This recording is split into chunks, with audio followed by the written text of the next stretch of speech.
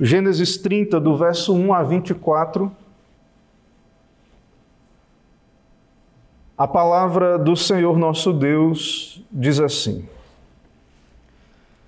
Vendo Raquel que não dava filhos a Jacó, teve ciúmes de sua irmã e disse a Jacó: Dá-me filhos, senão morrerei. Então Jacó se irou contra Raquel e disse: Acaso estou eu em lugar de Deus, que ao teu ventre impediu frutificar? Respondeu ela: Eis aqui Bila, minha serva, coabita com ela, para que dê à luz e eu traga filhos ao meu colo por meio dela. Assim lhe deu a Bila, sua serva, por mulher, e Jacó a possuiu. Bila concebeu e deu à luz um filho a Jacó.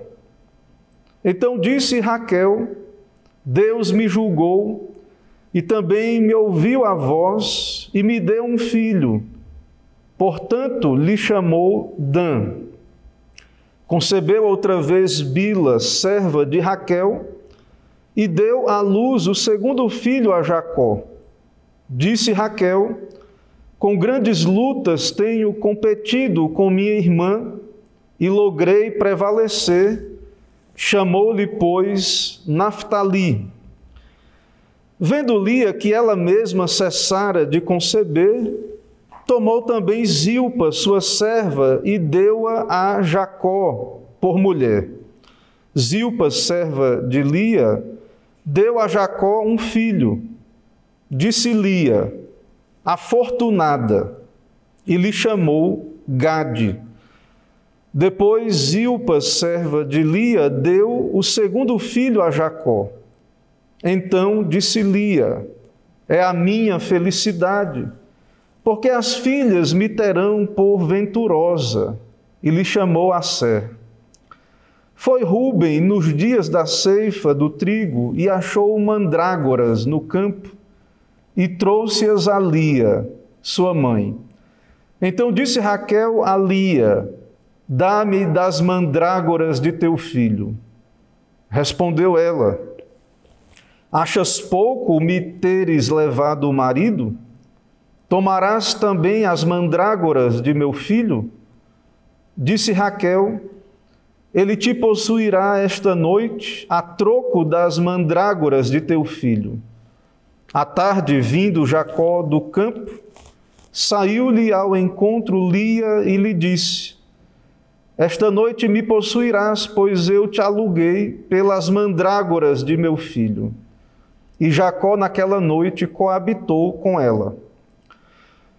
Ouviu Deus a Lia, ela concebeu e deu à luz o quinto filho. Então disse Lia: Deus me recompensou, porque dei a minha serva a meu marido, e chamou-lhe Issacar. E Lia, tendo concebido outra vez, deu a Jacó o sexto filho. E disse: Deus me concedeu excelente dote. Desta vez permanecerá comigo o meu marido, porque lhe dei 6 filhos, e lhe chamou Zebulon. Depois disto, deu à luz uma filha, e lhe chamou Diná. Lembrou-se Deus de Raquel, ouviu-a e a fez fecunda. Ela concebeu, deu à luz um filho e disse: Deus me tirou o meu vexame. E lhe chamou José, dizendo: Dê-me o Senhor ainda outro filho. Amém. Senhor, nós te adoramos diante da tua presença em adoração.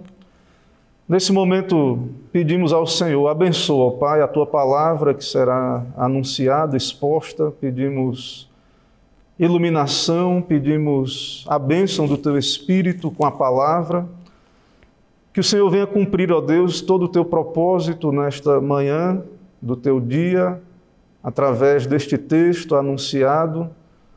Que toda glória seja ao Senhor. Fala aos nossos corações, edifica a tua igreja, traz conforto ao teu povo. Também, ó Deus, pedimos que o Senhor traga exortação. E também, ó Deus, pedimos, por meio deste texto, que o Senhor também nos dê olhar para Cristo, para o Evangelho, para a redenção de pecadores por meio da Tua graça, tão somente por meio do Senhor Jesus Cristo. Assim nos abençoa, pedimos em nome de Jesus. Amém.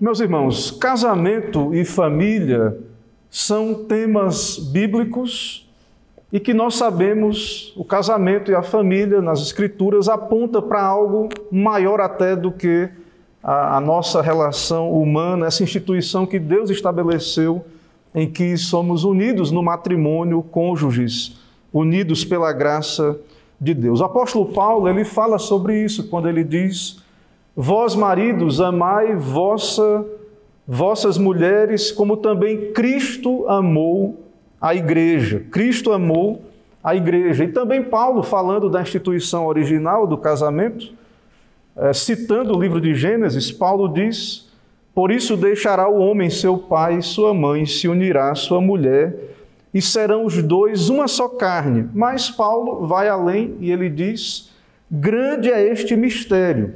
E ele diz: digo, porém, a respeito de Cristo e da igreja. De fato, irmãos, o Senhor tem usado este meio, esse ambiente familiar, para cumprir os seus propósitos. E no nosso texto nós temos aqui a formação do povo da aliança, a formação do povo do pacto, por meio desta família pactual, no caso Jacó, Lia e Raquel, e também as servas, as concubinas. Então, nesse contexto do relato bíblico, há um destaque para o modo como soberanamente Deus usou essa família. É evidente não apenas aqui, mas desde Abraão tivemos Sara, também no caso de Isaac e Rebeca, e aqui também é evidente uma família pecadora, são santos pecadores, uma família que não é perfeita de modo algum, é uma família onde há pessoas santas e pecadoras, são justos e pecadores ao mesmo tempo, e Deus usa essa família da aliança para, então, formar Israel, o povo étnico do Antigo Testamento. Aqui é o texto em que nós temos o surgimento das tribos, ainda não Benjamim, que virá mais à frente, mas até José. Então nós temos aqui a formação, já nos é apresentado os patriarcas, os filhos da aliança. Esse texto, irmãos, em que nos encontramos, ele acontece no período de 7 anos após Jacó ter trabalhado pelo dote de Raquel e ter sido traído e enganado. Ele recebe Lia, a filha mais velha, e há um acordo então entre Labão e Jacó: tu vai me servir mais 7 anos pela mais nova. Então, esse texto em que há esses nascimentos aqui está nesse contexto. Jacó é empregado de Labão, ele está na família por um lado, mas ele é empregado, ele está trabalhando para então pagar o dote da noiva e então para que Labão cumpra o seu acordo e então lhe conceda a segunda filha, a mais nova. Nós já observamos no sermão anterior, no capítulo 29, no final do verso 31 a 35, o modo como o Senhor abençoou Lia com fertilidade. E nós já vimos a vinda dos primeiros 4 filhos. Veja no capítulo 29, no final, a partir do verso 31, Lia concebe Rúben, no verso 32. No verso 33, mais uma vez concebe Simeão, outra vez Levi. E no verso 35, Judá. E ainda que não é claro nessa altura da história da redenção, nós que temos toda a Escritura já sabemos aquele do qual o Messias veio, a tribo de Judá, o Judá como patriarca, e a sua tribo, a tribo da qual o nosso Redentor veio a esta terra. O Senhor então inicia a cumprir a sua promessa de dar uma descendência numerosa como as estrelas do céu, a promessa do pacto dada a Abraão, Isaque e agora também a Jacó. E o Senhor inicia a cumprir isso, dando fertilidade para Lia, enquanto Raquel é mantida estéril, a preferida, aquela qual Jacó amava mais, aquela qual Jacó viu ali no poço e propôs para casamento, em princípio, ao seu pai ali, Labão. Então Lia, ela concebe 4 filhos, é algo maravilhoso, é uma grande bênção. E Raquel é tomada de inveja, né? Aqueles que eram parentes ali, os filhos de Lia, mas a alegria, a felicidade de Lia lhe causa forte inveja. Tanto a sua esterilidade lhe causa um vexame, uma vergonha. Há uma certa disputa que é verificada aí, é uma característica negativa, que depõe contra a poligamia, essa disputa, essa rivalidade, essa inveja. E no nosso texto, em meio a todo esse conflito, dentro dessa família da aliança, 2 irmãs que agora brigam entre si. E que briga é essa? No que consiste essa disputa entre essas irmãs? A gravidez no Antigo Testamento e nas Escrituras em geral, ela é um sinal, então, de uma bênção de Deus, de um favor de Deus. A esterilidade, ela era compreendida como uma espécie de maldição, como algo negativo. Então, alguém poderia olhar para aquela mulher estéril e tratar aquilo como uma disciplina de Deus ou algo nesse sentido. De tal modo, irmãos, então, que para Raquel isso é um vexame, né? Ela se sente altamente envergonhada e não consegue se alegrar com a bênção que Deus concede à sua irmã. Essa disputa, então, ela é pelo favor de Deus, quem Deus vai abençoar mais, mas também pelo amor do marido. Então, Jacó amou Raquel, mas Labão lhe deu Lia, e agora Lia tenta cativar o amor de Jacó por meio de descendência, de muitos filhos. Raquel é amada, mas não concede filhos. E então Deus equilibra essa relação, dando filhos àquela que é preterida, e, digamos assim, Raquel tinha o amor do marido, mas não tinha filhos até esse momento aqui do início do nosso capítulo. Logo, esse ambiente não é um ambiente ideal, né? Vemos aqui toda essa miséria dessa condição da poligamia, desse conflito, e ainda assim observamos Deus está formando o seu povo por meio dessas circunstâncias. O Senhor está cumprindo a sua promessa. O Senhor está trazendo a nação santa do Antigo Testamento à existência, a sua igreja da Antiga Aliança.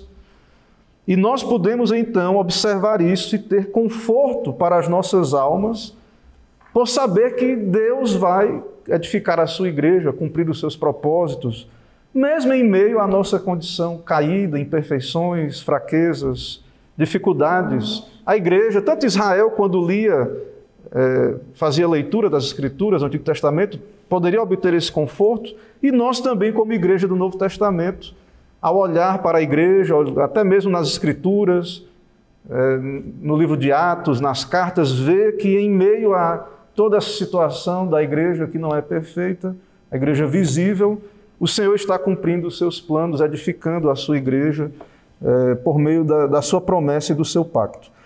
Irmãos, no nosso texto, especialmente aqui no capítulo 30, no capítulo 29 nós já vimos que do verso 31 a 35 é explicado aí, anunciado o nascimento dos 4 primeiros filhos.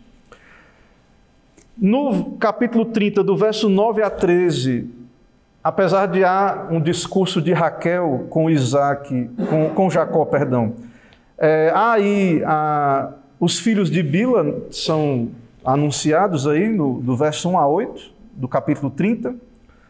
Do verso 9 a 13, os filhos de Zilpa. Do verso 10 a 21, novamente Lia concebe. E por último, dos versos 22 a 24, Raquel finalmente dará luz a José. O texto, então, ele tem essas divisões.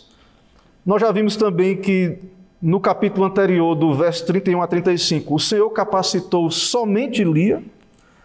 No capítulo 30, do verso 1 a 13, nós temos a disputa entre Raquel e Lia, e usando as servas, Bila e Zilpa, para, então, ter filhos por meio dessas servas. E do verso 14 ao verso 24 também há uma cena curiosa de uma disputa por meio de mandrágoras, e também vemos esse relato curioso aí sobre essa questão.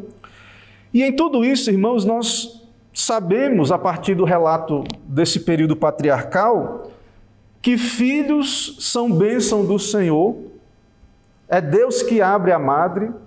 Essa chave, digamos assim, da madre está nas mãos de Deus, é Ele que abre, Ele que fecha a madre, se Ele quiser. Não é algo aleatório ou segundo a vontade humana apenas, é algo que pertence ao Senhor. É muito claro isso para nós nas Escrituras e à luz de todo o relato de Abraão, Isaque e Jacó. E por esse meio, então, Deus está cumprindo a sua vontade, a linhagem do Messias está sendo estabelecida. Judá já veio, que significa louvor, eu louvarei o Senhor escolheu Lia para cumprir esse propósito, mas ainda como não sabendo disso, no nosso capítulo 30 nós temos a disputa dessas irmãs pelo favor de Deus, pelo favor do marido, e cremos, tudo indica, essas mulheres sabiam da promessa dada a Abraão, de uma descendência numerosa. E elas então, como mulheres crentes, e isso também é muito claro através dos nomes que essas mulheres davam aos seus filhos, não eram nomes pagãos, eram nomes que apontavam para a fé no Deus de Israel. Então, por mais que pareça confuso e não entendamos o porquê de Jacó ter sido enganado, e uma família tão complexa, complicada, uma poligamia e filhos e conflitos.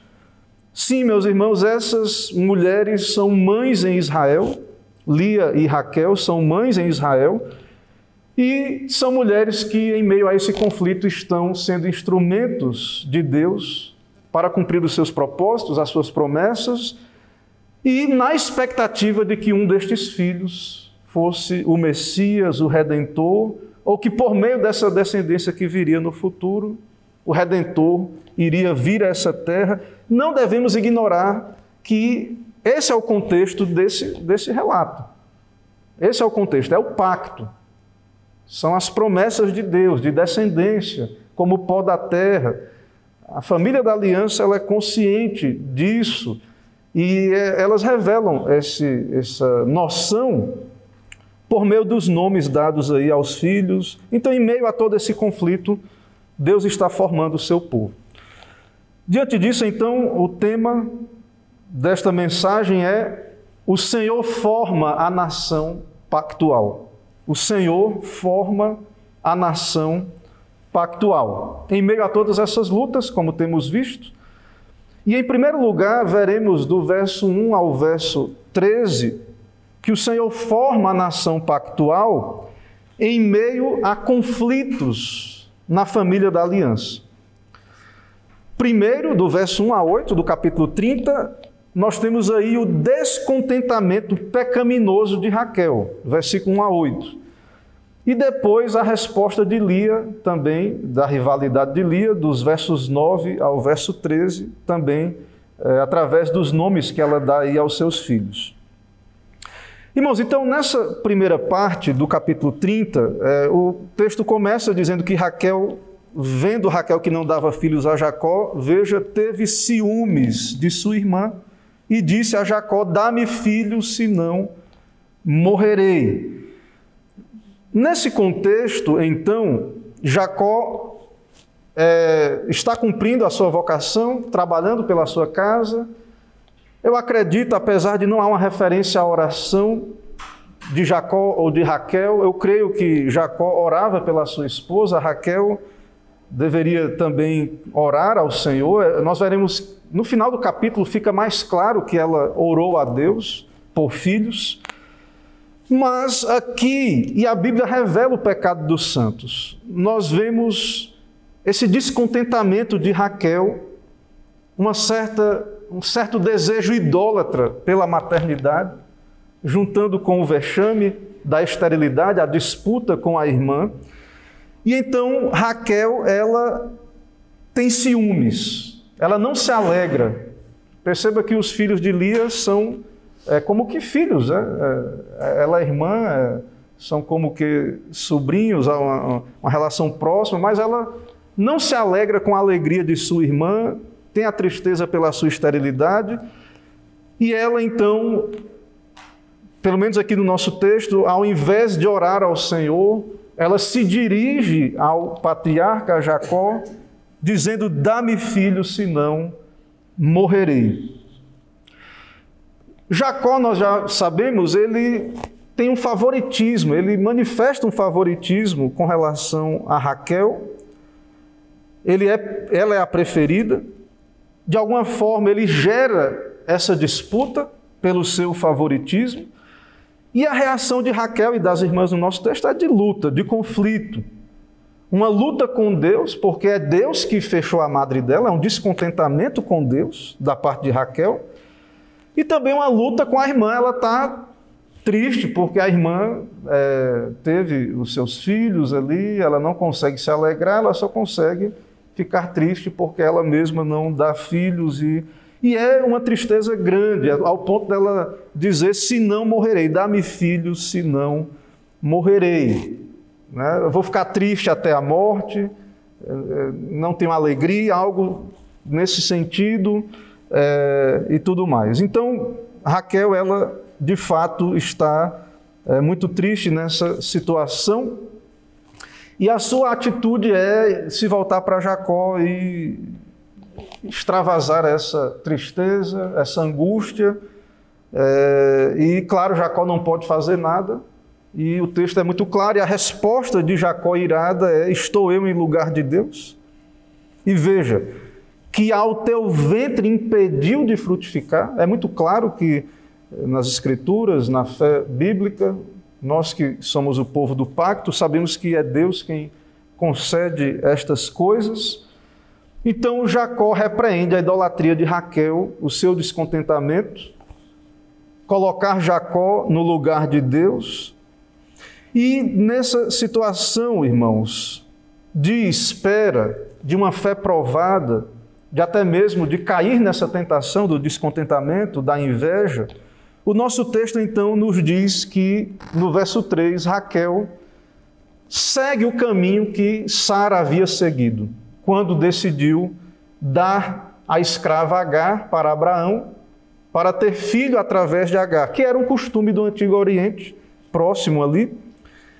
E então no verso 3, Raquel diz: eis aqui Bila, minha serva, coabita com ela para que dê à luz e eu traga filhos ao meu colo. Ou seja, ela queria ter filhos, mesmo que não fosse do ventre dela. Ela queria então, como Sara também fez antes. E tudo isso gerado então por esse descontentamento, esse ciúme, essa rivalidade. Ela quer ter filho de qualquer maneira, ou seja, os filhos de Lia, para ela não trata como também filhos dela mesma ou próximos. Ela queria ter filhos em contrapartida aos da sua irmã, numa rivalidade e com esse sentimento negativo.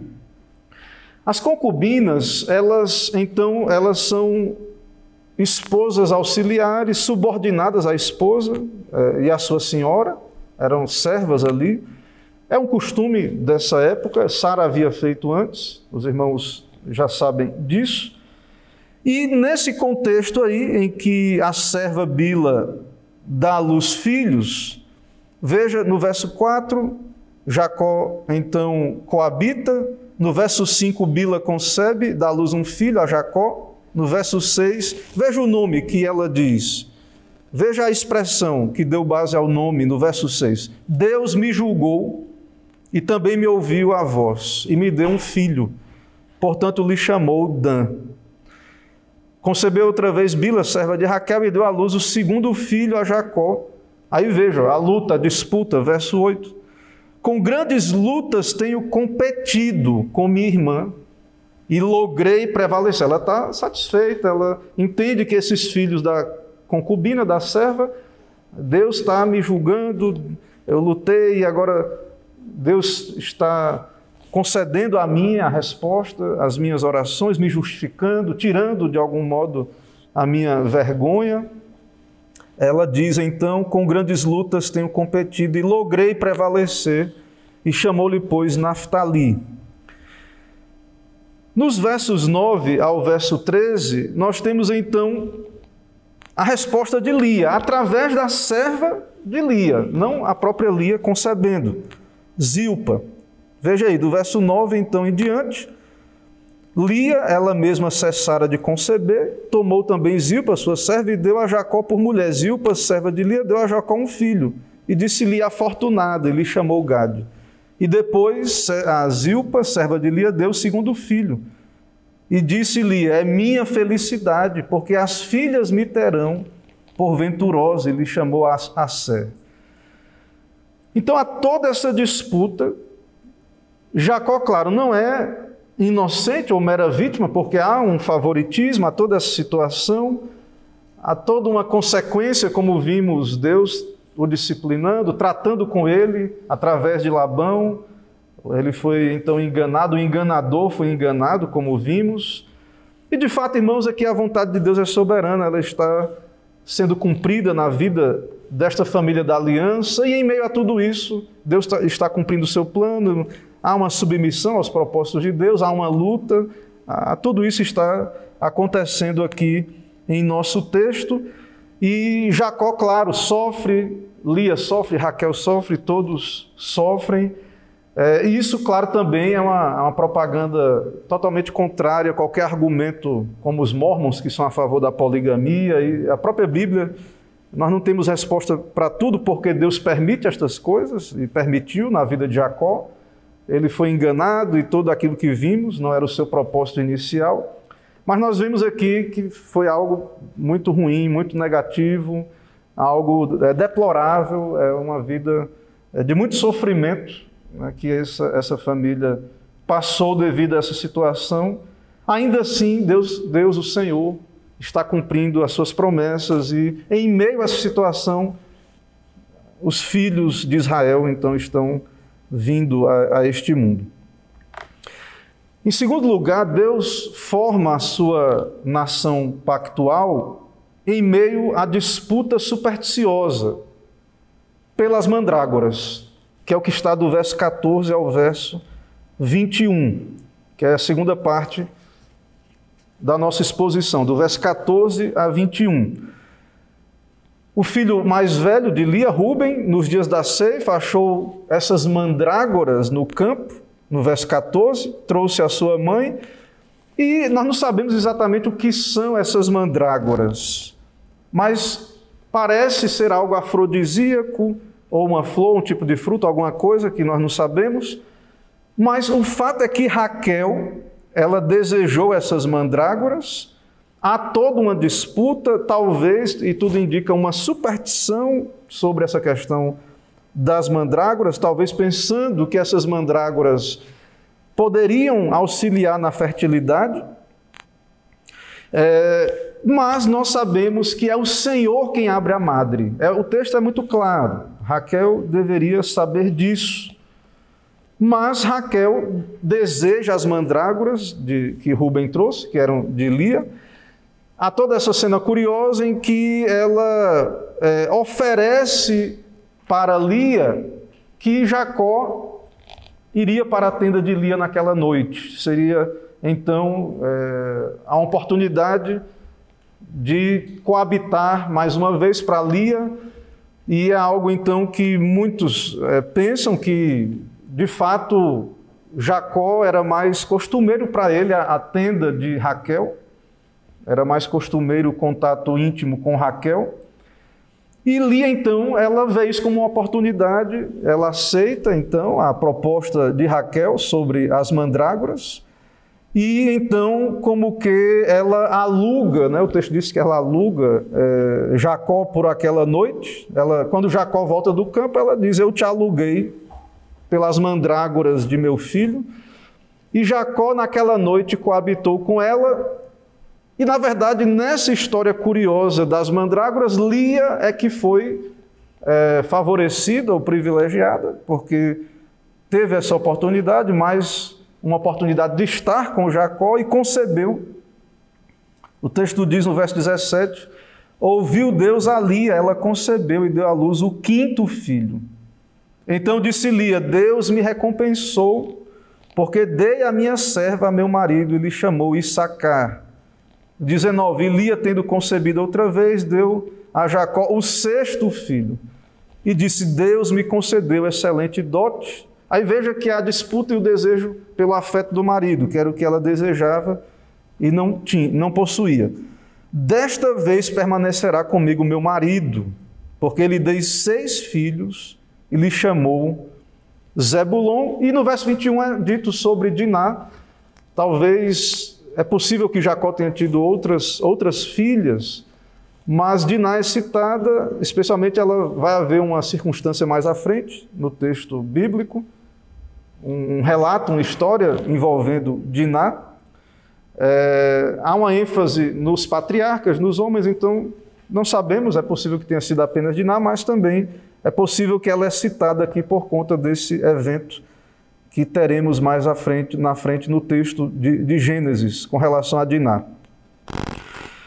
Então, em meio à disputa pelas mandrágoras, o Senhor soberanamente está formando o seu povo pactual, usando essa circunstância. E em terceiro lugar, do verso 22 ao verso 24, nós temos aí que o Senhor retira a vergonha de Raquel. E finalmente, então, Deus irá atender às orações de Raquel.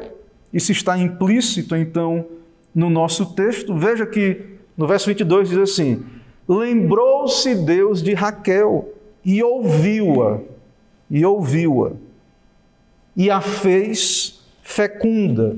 E ela concebeu, deu à luz um filho e disse, Deus me tirou o meu vexame. E lhe chamou José, dizendo, dê-me o Senhor ainda outro filho. Eu creio, irmãos, diante disso, que Raquel orava ao Senhor. Essas mulheres são crentes, apesar dos seus pecados, dos seus defeitos, que são muito claros aqui no nosso texto. A Bíblia não esconde o pecado, o defeito dos santos e dessas matriarcas. O texto diz que lembrou-se de Raquel e ouviu-a, então creio sim que ela pedia a Deus por isso, como Ana também, lá no relato de 1 Samuel, e outras mulheres que permaneceram estéreis por muito tempo. Então Deus respondeu, só que o Senhor disse que ela teria que esperar, e soberanamente no tempo do Senhor manifestou misericórdia, tirando-lhe a vergonha. Também é muito claro em nosso texto que o Senhor abençoou a preterida com um ventre mais frutífero, Lia. A mais amada teve que suportar todo esse tempo de esterilidade, e tudo isso dentro da providência de Deus, da vontade de Deus.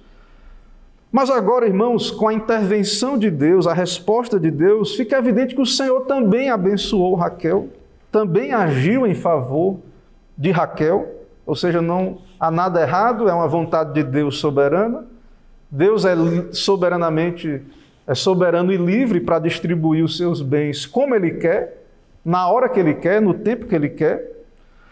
E Raquel, e como todos os santos também, Raquel foi trabalhada por Deus. Eu creio que isso, à medida que o tempo foi passando, foi intensificando, e o Senhor a ouviu e a respondeu e lhe deu Um filho, e como resposta do seu coração e também como base do que deu o nome para José, o seu desejo é que o Senhor pudesse lhe dar mais um filho, mais na frente virá Benjamim. Ela diz: dê-me o Senhor ainda outro filho.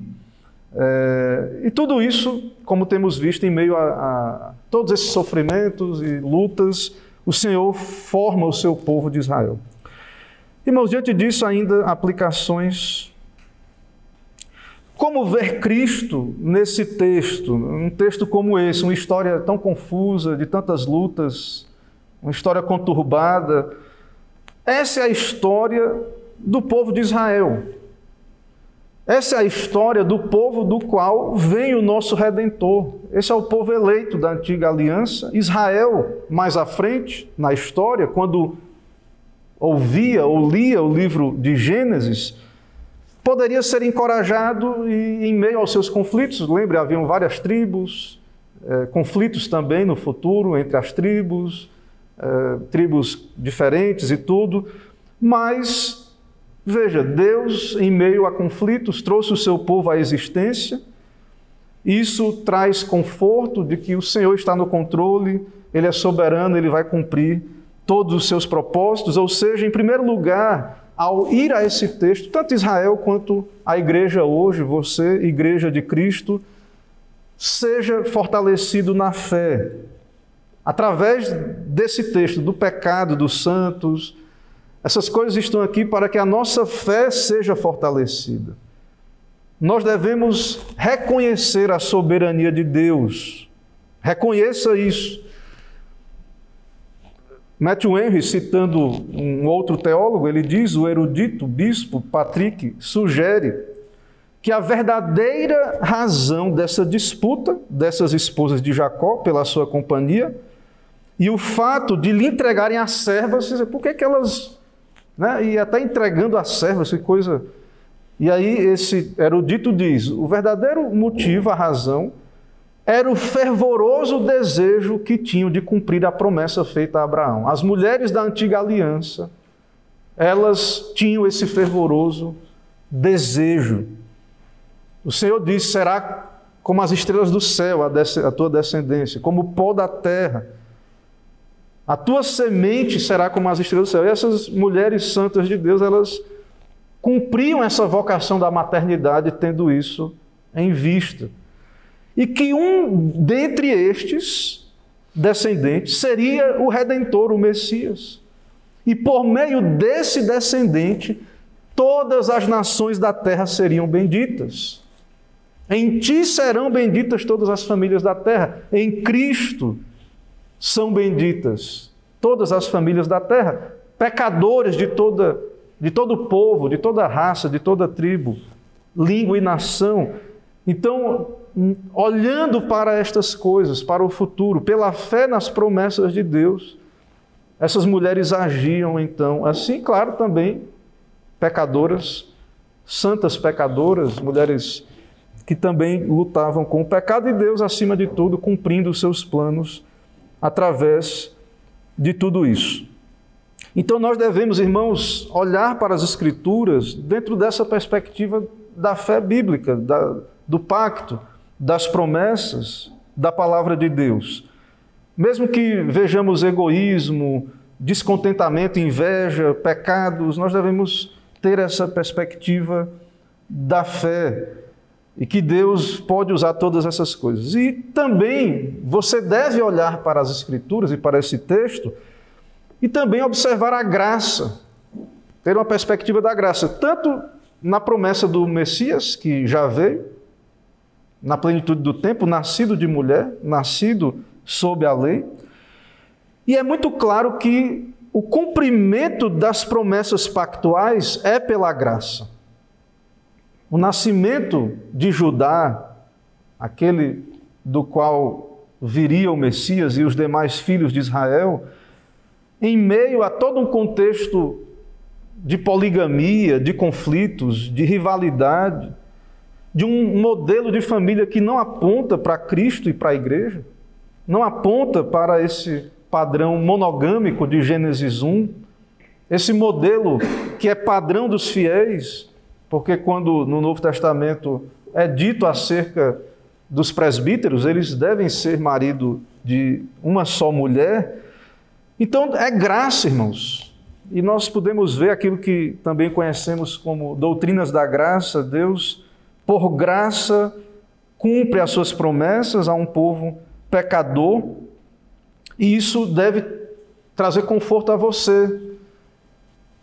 Não justificar ou nos manter numa condição de indiferença quanto ao pecado, porque veremos mais na frente, há grandes consequências, há alertas aqui e consequências de uma vida pecaminosa, mas é conforto porque Deus cumpre o seu plano, apesar de nós mesmos e de tantos problemas, de famílias imperfeitas e tudo isso que vemos nas Escrituras. O Senhor irá cumprir todo o seu propósito pela graça. Então seja encorajado, olhe para Cristo, reconheça a graça de Deus e tudo. Inclusive, muita gente não vem a uma igreja, não se expõe à pregação, porque eles olham a igreja, há um bando de pecador ali reunido, né? Vê os defeitos, e nós todos temos defeitos, e se as pessoas ficarem nos observando na nossa vida cotidiana, elas vão ver, espero, né? E é assim que deve ser nossos atos de piedade, quando domingo estamos na igreja, temos nossa vida espiritual doméstica, e verão também os nossos defeitos. E muitos não se aproximam do pacto, da aliança, da igreja visível, porque olham e veem as debilidades, as fragilidades. Não há nada mais equivocado à luz das Escrituras, e nós também não fazemos nenhum tipo de propaganda enganosa sobre o que cremos e quem somos. Nós somos um povo santo e pecador, salvo pela graça de Deus. E Deus vai cumprir os seus planos por meio dessa situação. Também seja encorajado e veja a misericórdia livre e soberana do Senhor. No tempo devido, o Senhor concedeu misericórdia a Raquel, respondendo à oração. E essas circunstâncias adversas levaram Raquel a orar, e assim deve ser com você também. A misericórdia de Deus, Deus é misericordioso, mas lembre, essa misericórdia é soberana. E Deus intervém e age misericordiosamente quando Ele quer, no tempo dEle. E não quer dizer que você, como crente, se está passando alguma luta ou sofrimento, está fora do favor de Deus, ou Deus não está lhe ouvindo a sua oração. Mas Deus tem um tempo que está no seu propósito e Ele está trabalhando na sua vida, por meio dessa espera também. Então isso pode ser aplicado de várias maneiras. Jovens que estão começando a vida e têm expectativas sobre família, trabalho, ou outras circunstâncias da vida cristã. O fato é que Deus é misericordioso, Ele não mantém para sempre a nossa condição de luta, de dificuldade. Claro, tudo de acordo com a sua vontade, no seu tempo e cumprindo o seu propósito. É o que aconteceu com Raquel e sabemos, Deus é um Deus misericordioso. Nós temos também, irmãos, nesse texto alertas contra o pecado. Porque muito dessa disputa, eu disse, era o favor de Deus que elas estavam buscando, as mulheres, favor do marido, e também muita coisa que acontece é por causa de reputação. Você vê que nos nomes que são dados aos filhos, vão me chamar bem-aventurada.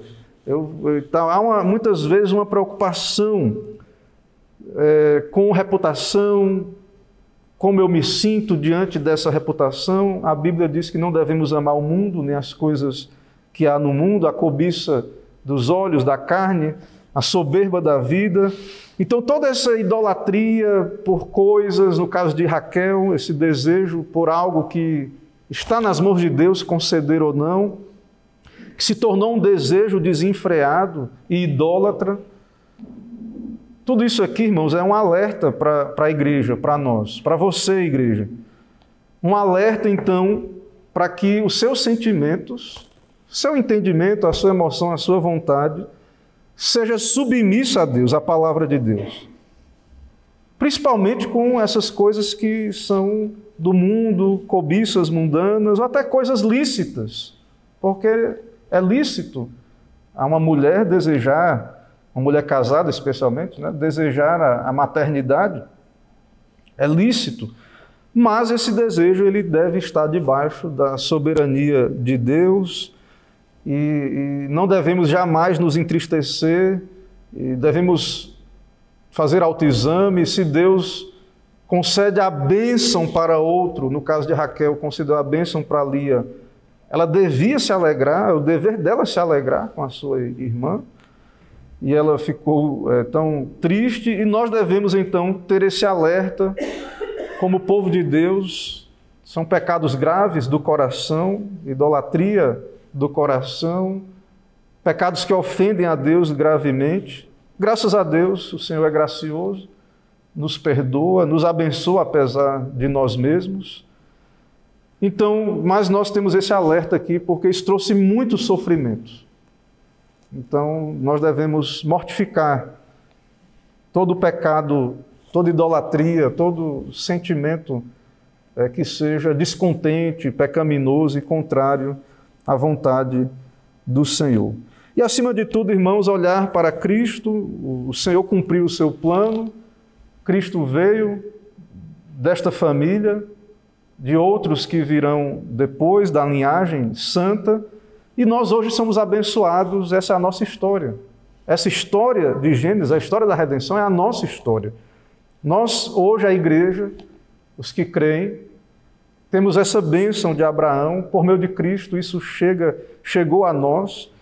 E aqueles que ainda não fazem parte, não estão unidos a Cristo, devem considerar estas coisas, devem ir às Escrituras, ouvir o anúncio do Evangelho, arrepender dos seus pecados, crer no Senhor e saber que, de fato, essa é a história da redenção de todos aqueles que são salvos pela graça e aqueles que ainda serão. Que o Senhor nos ajude, irmãos, e nos abençoe e aplique a sua palavra ao nosso coração. Amém. Irmãos, vamos nos colocar em pé, vamos fazer oração nesse momento.